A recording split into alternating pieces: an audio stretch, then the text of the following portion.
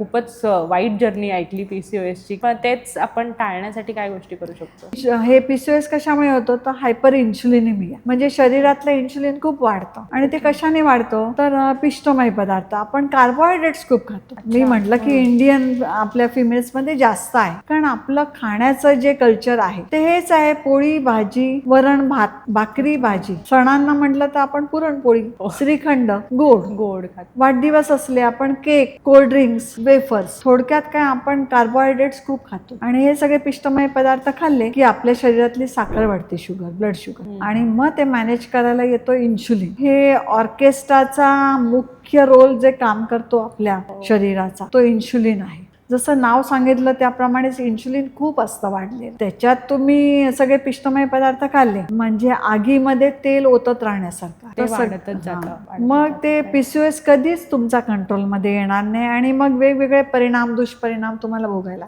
तर याच्यामध्ये सगळ्यात उपाय आहे की कमीत कमी पिष्टमय पदार्थ खाल्ले पाहिजे.